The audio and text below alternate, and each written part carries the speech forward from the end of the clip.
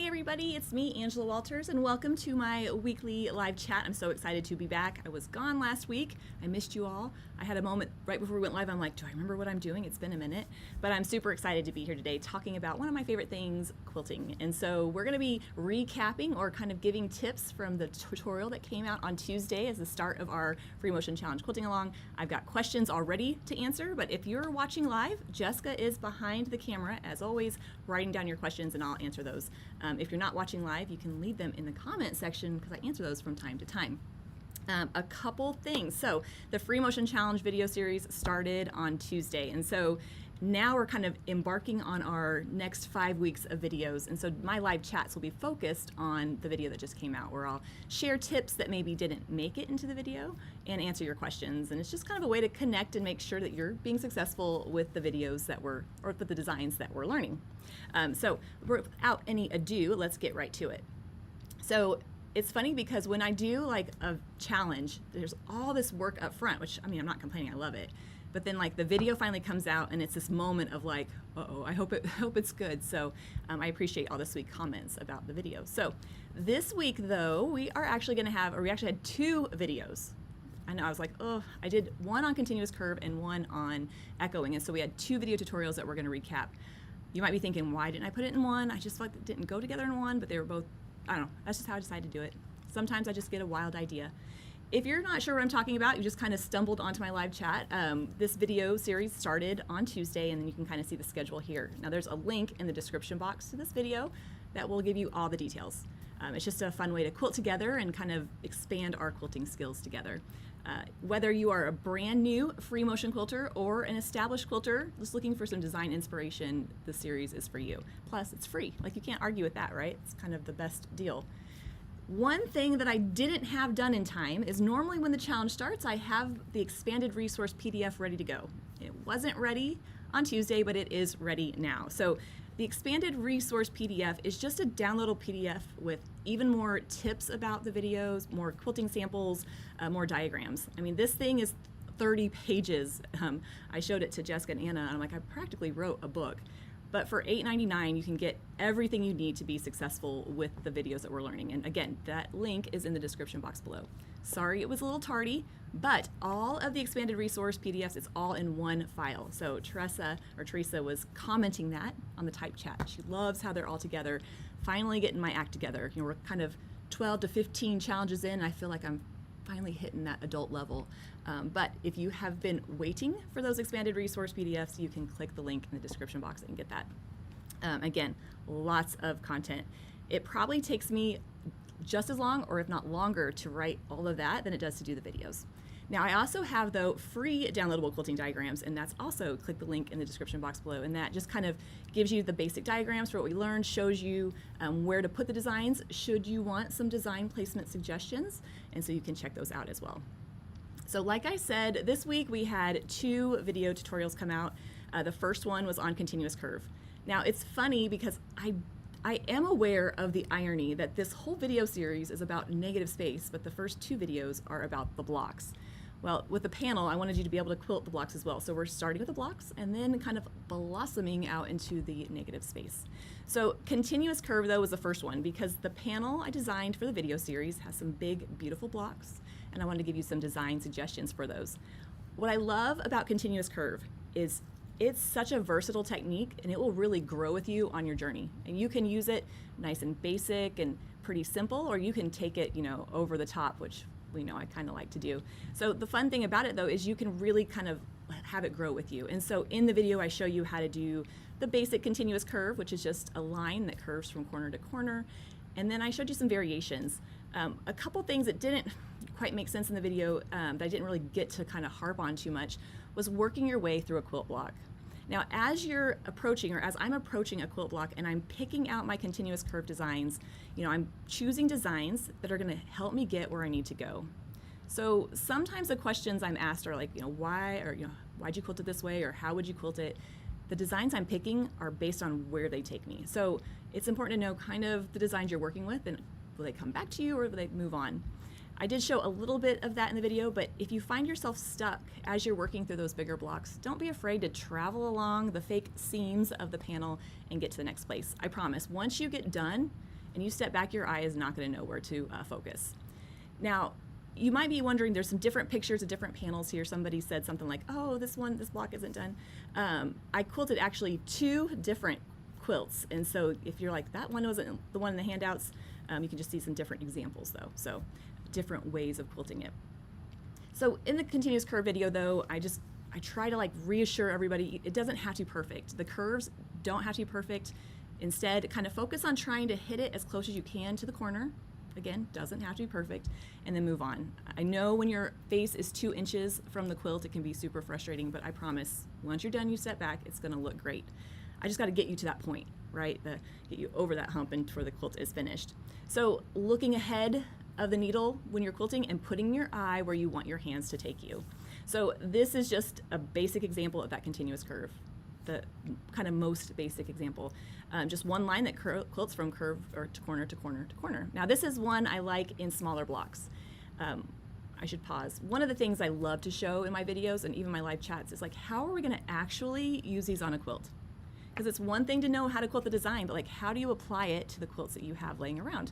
And so sometimes I might give an example and you're like, I'm not gonna do a quilt like that, but I'm trying to make you think of what you're gonna do when you actually get to your quilts. So when we're working with our continuous curve, chances are we don't just have one little square kind of out there in the ether. We have plenty of squares, and so you can actually quilt them, multiples of them at a time. And so in the video I show you how to do that. It will make your quilting so much more efficient. It's another thing to think about. So if you're kind of just starting out and you're like, oh, I'm just trying to figure out the petal and the quilting and how to breathe at the same time, then just quilt them one at a time. But as you get more and more comfortable, try using it different ways, and being able to approach the quilt a little differently will just make for more efficient quilting. Now, a question did come up.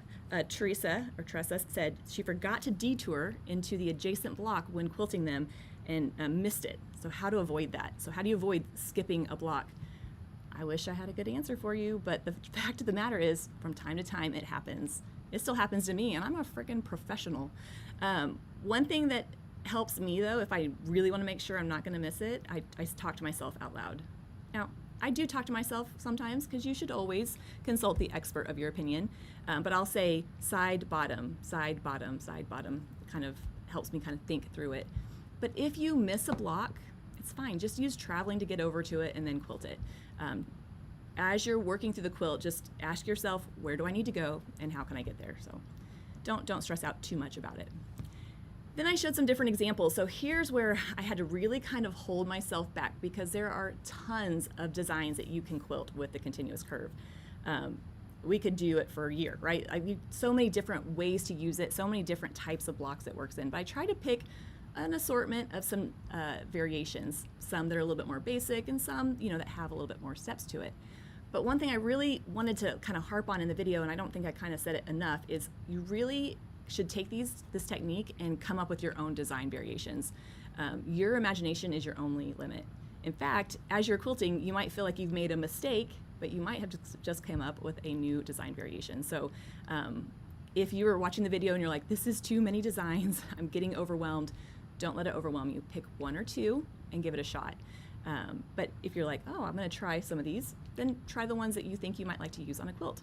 So in this example, now we're talking about how do we take that basic continuous curve and how do we use it on our quilts and for different shaped blocks or bigger blocks. And here's an example of taking that curve and just quilting it from diagonal to diagonal. So instead of going around in a square, I'm just kind of quilting that oval shape so that fits on the diagonal, traveling along the side and doing the other direction. This is a great design for bigger blocks, especially blocks that maybe have something focal in the center that you want to show off. Like maybe it's your tulip print, your tulip pink print with a cute little puppy in there. That's going to give you that kind of dense quilting while avoiding the center of the block. So really kind of playing around with the different variations. Throughout the video tutorial, I tried to show a couple different options. Again, we can see that flower where we start on one side and end on the other. We can overlap them. We can do a lot of different things with the continuous curve design. I like to joke, but I think it's true. If you only learned continuous curve and the swirl meander, I feel like you could quilt any quilt out there. Those two are the most versatile designs that are out there. So I can't plug it enough, I guess is what I'm saying.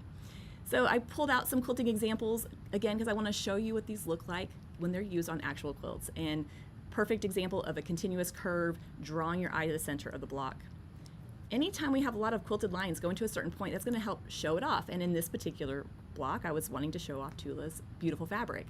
But what's also nice about that continuous curve variation is that it started on one side and it ended on the opposite, so I could work my way around without having to stop and break thread. And that is always my goal if I can manage it. I can't always manage it, but sometimes I try. The way that I use continuous curve, though, by far the most is in a motif. It's just a quick, easy way to quilt those medium-sized blocks, right? They're too small to just do a regular continuous curve, and they're too big to do a regular continuous curve, and they're too small for a feather, right? That's kind of my litmus test there. But the continuous curve motif is just a great way to draw your attention to the center of the block. It fills in those larger blocks, and it works in blocks of all shapes. So if you're like, I watched the video and I'm only try one design, I would suggest trying the motif. It's a lot of fun, and especially if I'm working on all kinds of blocks, it's going to work in there. So in the video, I showed you how to do it in a star.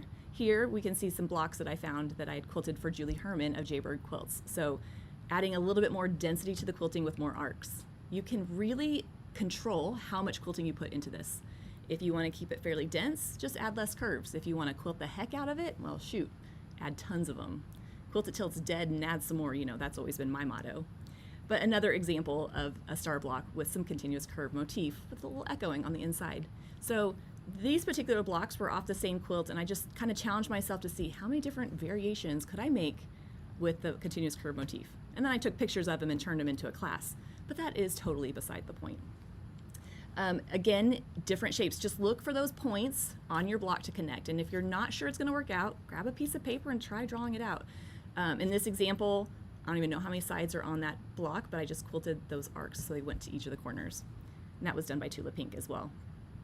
And another example of it in a star. So again, I feel like at this point I'm like showing pictures of my kids, right? Here's my kid cooking food, and here's them, doing this cute stuff. But really, it's a lot of fun.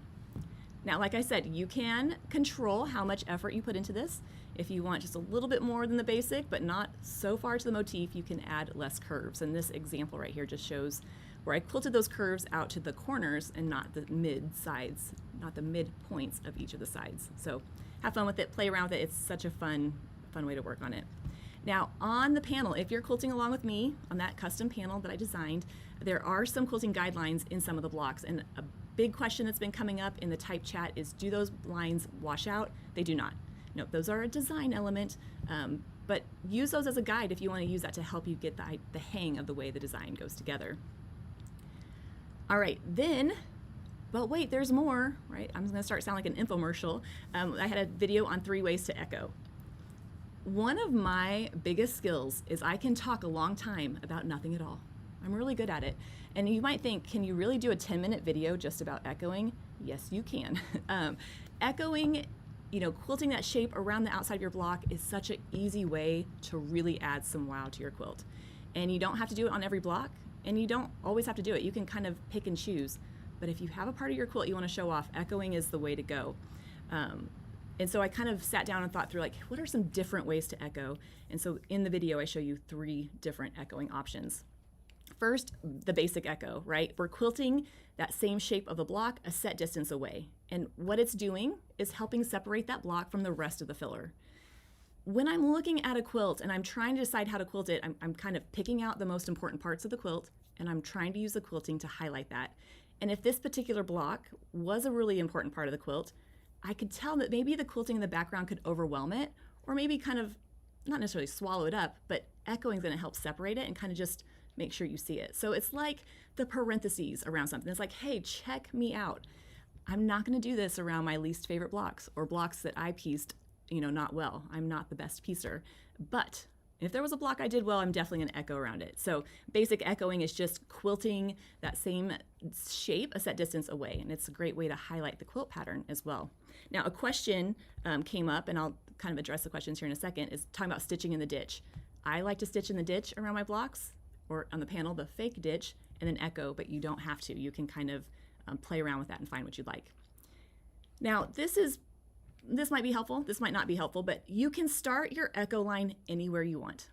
I can start at a point, I can start it wherever I end up. But when I have the option, I try to start it when it's kind of on an inside corner like this, because I can set my foot down and it's going to give me that 1/4 inch spacing just like I want. And I don't have to kind of finagle with it. So if I have the option, that's kind of where I'll start, but you can go wherever you want. Now, when I did the echoing in the tutorial, I used a 1/4 inch spacing. Now we know I like to quilt things to death. I like all the quilting, but I also like to be able to run the foot of the machine along that block, and it just kind of helps me keep that spacing somewhat consistent. One thing I didn't necessarily say in the video, and I wanted to kind of reiterate this, is sometimes depending on how you're standing, you're going to have a depth of field kind of thing going on. So sometimes you might feel like, man, my horizontal lines are a lot closer than my vertical lines. Try not to stress about it, just get it close and move on. But it's that kind of the angle that you're looking down at it. And if once is great, then twice is even better. So you can add as many echo lines as you want.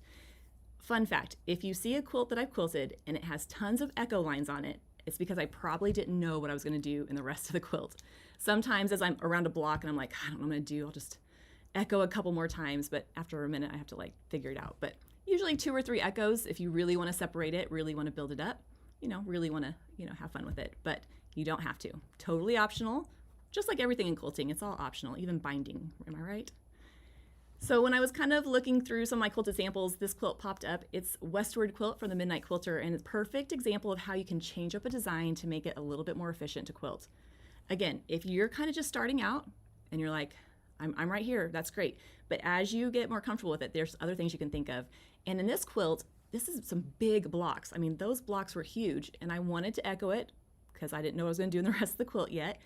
But I didn't want to have to advance the machine or reposition the quilt. So what I did is kind of quilted it in a little bit of a non-traditional way, where I quilted my echo line and then just kind of jumped over to the other one and came over. So they're kind of broken or jagged echo lines, not your traditional look, but it was a lot easier to quilt. So don't be afraid to change up the designs to fit your preferences.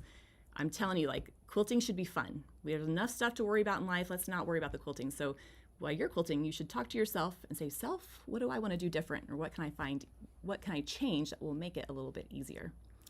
All right, option 2, selective echoing. Now this one is the fun one, because I can highlight portions of a block, use a little bit of the echoing, but not the whole thing, right? Maybe I don't want to show off the whole block because, again, I'm not the best piecer. What if I chop the points off some of those star points? By echoing around some of the block, I can still get that echoed effect, and while avoiding what I don't like. Now, as a side note, it can actually be a little bit more efficient to quilt, especially for larger blocks. So here we can see echoing around kind of the squares in that block on the panel, but not the points, using traveling to transition in between. Now, here's what's great about this technique, and I didn't get a chance to really work this in the video, but as I'm quilting, since I'm running into the edge, if you see that white square in the corner and then echo lines around it, I'm echoing and traveling, echoing and traveling. That traveling, that touching the block is my transition to get in. So I can actually quilt portions of the block while I'm echoing. Now, if you're listening and you're like, that's a lot to think of, that's totally fine. You can do all your echoing and all your block. But if you think about handling areas while you're there, it makes it a little bit more efficient. And sometimes when I say that kind of stuff out loud, I realize I sound a little neurotic about efficiency, but it is what it is. What's really cool about selective echoing is depending on what you echo, you might get a different effect for your block. So same block here, I just kind of mocked it up real quick so you could see. On the left one, I'm echoing around the star points, and on the right one, I'm echoing around the squares. So a little bit of a different example. Now, I'm just imagining you're asking, why would you do this, Angela? I'm so glad you asked. There's several reasons why I might do this. First of all, maybe I don't have enough room for the whole block, and this quilt is a perfect example. This quilt, or for the whole echo line, this quilt was pieced by Tula, and it has little acorns, and I wanted to do the little feather kind of wreath around it, but those stems were getting a little close. So if you see that dark blue acorn stem poking up into the feather, I knew that if I echoed around it, I would have less room for my feather. Okay, I know it's only a 1/4 inch difference, but these are the neurotic things that I think about when I'm quilting. So for selective echoing, maybe I don't have room because part of the block is closer to the edge of the quilt or another block. Another reason I might do this is if the block is bigger than my throat space.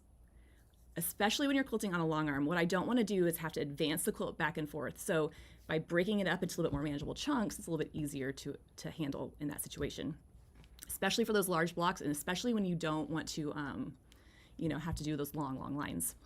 And then the last one is a little bit of I called it embellished echoing. I kind of like that name. I love a good, a little reiteration. But this idea is kind of the thought of building up your block while you're echoing. So it's not really truly echoing, but I mean, come on, it's close enough, right? So in the video tutorial, I show you how you can pause your echoing and add a little bit more detail to the sides of your block. It's kind of like selective echoing, which is a little bit of a twist. This is a great way to build up smaller blocks, especially ones that you want to add a little bit more pizzazz to, or it's just kind of a fun way to add a little detail. So here you can see the echoing and then some dot-to-dot quilting on there. Are you going to want to do this on every quilt? Probably not, but it definitely is one of those that are fun to kind of throw in every once in a while. And like I said, it just makes everything a little bit more efficient since I'm quilting those lines while I'm doing the echoing. Now, I do have to pause and say, when I started machine quilting, my kids were babies. Now they're grown ups. That's so weird. But I had very limited time to quilt. And so I think that's where my neurotic efficiency came from. But if you're like, I want to just do all the echoing, and then I want to add my embellishments, and then I want to do my filler, that's totally fine. You can go about it however you'd like. I just happen to be the expert of my opinion. And so that's kind of how I handle it. This kind of idea of embellished echoing was just kind of adding more quilting to build up those blocks, especially if they're smaller blocks in bigger background areas. And here I just did a little bit of dot-to-dot quilting that extended from the block and then echoed all the way around the outside. And there were a couple different examples of that because I quilted a couple different quilts. But the idea being that you can use that quilting to make the block a little bit bigger, kind of help it not get swallowed up by the rest of the quilting, especially with me who likes to do a lot of that dense kind of quilting. All right, so if you haven't watched those videos, you gotta go check those out. Leave comments on there, give it a like, subscribe so you can see all of them. But if you wanna quilt along with me on the panel that I'm doing the video, we still have some left. So you can definitely still order that. Just click the link in the description box below. I feel like I need a little button that just says that for me. Click the link, click the link. But here you can see the class sample. Like I said, it's not required to participate, but it's just fun to be able to quilt along on something together. And then when you're done, you have like the sense of completion, right? You finish something, you had a clear start point, a clear end point. And if you can kind of make yourself quilt a whole quilt like that, even if it's a quilt you have laying around, that's where you get to see that everything kind of blends in together, that one certain thing doesn't show up more than the other. And then in a previous live chat, I showed how you can cut it into thirds and make little wall hangings. So kind of excited about that. All right. So next week's video is going to be about adding movement. So we are going to start finally getting into the background areas of our quilts. But if you want to learn more, see the schedule, get the products, any of that stuff, watch the videos, you can visit Quilting is My Therapy or scan the QR code to learn more. Anyway, lots of fun there. So Anna pulled some questions from YouTube viewers. And so I thought, oh, you know what? We usually answer live. So let's see some questions that came through from the YouTube. So would I stitch in the ditch around the actual star first and then do the echoes, or just echo? So it depends. Don't you love that answer? That's usually my answer. You can do either one. If I happen to be quilting the block and I know I'm going to need stitching in the ditch to help me move around the design, I'll do that first. Sometimes I'll do it after the echoing. It really doesn't matter. Just I try to do it when I'm there so that I don't forget it, because I do have a tendency to do that. If I travel along the seams here and there throughout the quilt, won't that mess up the look of the continuous curve on the back? Okay, this is one of my favorite questions to answer, and I mean this with so much love. You can only worry about one side of the quilt, the front or the back, you pick. But I wouldn't worry about it. Now, if that makes you feel a little nervous, you're like, but what if this block has, a couple seams that aren't stitched down? Use a busier fabric and you won't even see the quilting. But I promise, even if you had contrasting fabric on the back, even if the thread showed up, once it's all quilted, it really isn't gonna stand out. And even if it does, it's still a quilt and it's still fine. But again, I don't worry about that. You can wrestle with that and decide, what you prefer with that. Okay, did I change threads every time I went to a different section? Pretty much, yeah. I did kind of like the lighter color. I did kind of change thread colors. If you watch the video though, it's a little misleading because in the videos I'm quilting with contrasting thread, so you can see the quilting. But in the challenge panels, they are also a little contrasting for the videos, but yeah, so I did change threads. Somebody asked, I don't know if I have it on here, like if I were gonna use one thread color though for the whole quilt, what would I pick? and I would pick a medium neutral. So like if you're looking at that panel and you're like, ooh, I love blue, I might go with a medium kind of blue that won't be too dark on the light and too light on the dark. Picking out thread colors is one of my favorite things. All right, what kind of marking pens do I use that actually and truly wash out? I am not gonna get stuck in this one. You should always test your marking tools. I don't always test, but I use the Mark Be Gone. I meant to grab one, I don't think I did. I like the Mark Be Gone water-soluble marker. I've used it forever. It always comes out. I've never been hurt by it, so that's what I use. It does come out, but here's what I do when I'm marking. I try not to mark. I mark as little as possible, and I'm not trying to make it super dark. And then I start kind of spritzing it off as I'm quilting. So as I quilt a block, I might spray it so it can begin that process. But that's kind of what I use. Okay, looks like each section is quilted in different color thread in the featured finished sample. If you wanted to use the same thread throughout, which color would you recommend? There's that question I was thinking of. So a medium pink would be kind of cool, a medium blue, and even though, like I said, it might show up a little bit on the light and show up on the dark, I kind of try to hit the middle ground. I should, maybe for the next live chat, I'll try to get some thread colors out and pick one that would be good for all over. I received my panel. Do we recommend washing it before making the quilt sandwich? If you like washing and drying and ironing, you definitely can.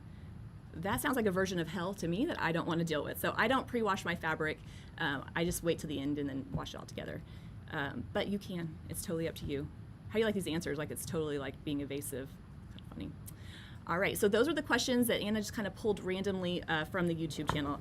I love answering the questions, and I know Jessica's probably got hand cramps over there from writing down your questions, but I know sometimes we just want to figure something out, so I'm glad that you guys are here. Oh my. First one, who is your favorite person in the whole world? Oh. Okay, will you explain how you chose a thread color in the multicolored areas? There's a lot of thread questions. Maybe I'll make that like a subject. I'll focus on that for the next live chat. We'll definitely kind of do that, and I'll have pictures and all sorts of diagrams. So we'll come back to that. I'm gonna put a pin in it, and then we'll come back to that. Is it better to echo the block first or continuous curve inside the block first? Whichever you want. If I happen to be starting in the center of the block because I'm doing a motif, then I'm gonna quilt continuous curve and then echo, and then stitch in the ditch or whatever. But if I'm coming in from the outside, I might do it the other way around. You can do whatever you want. On a long arm, do you ever use a ruler for your continuous curves? Okay, this is a great question. Rulers are meant to be a tool and not a crutch. So if you need it to help you do something, you definitely can. I will say though, one of my very first ruler purchases, all those years ago, back in 2003, was continuous curve rulers. I'm like, oh, this is gonna make my quilting great. The problem is you have to go in all different directions, and it took forever and it didn't look good. So I was like, well, maybe I don't need those. So I don't use a ruler for continuous curve, but don't do anything I say and enter a quilt show and expect to win a ribbon, because that's probably not gonna happen, but I just kind of get it close. And somebody mentioned in the type chat, their curves aren't perfectly symmetrical. It's fine. I'm telling you, just try to hit that corner as close as you can and move on. Am I using any ruler? So you will see me using a straight edge ruler throughout the live chat. I have Slim is what I'll be using, because that's just, he's my sidekick, but any straight edge ruler would help if you want. You don't have to. Okay, at some point, could you discuss the holding thread to start versus allowing the machine to tie on and tie off? Yes, here's another pin we'll put in there. That would also be a great topic. Basically, the machine can make the stitches for you, or you can push the button and make them yourself, is kind of the difference there. Could you show us how to tie off and hide thread while quilting? I love it. You guys are doing my job for me. So I'll just put this on the list of things to do, tying off and tying on. I will say, the Cliff's Note version is I pull the bobbin thread up to the top, I take a few stitches in place, and then I quilt on, coming back later and then trimming off those threads flush with the quilt top. If you want to bury those threads, you can.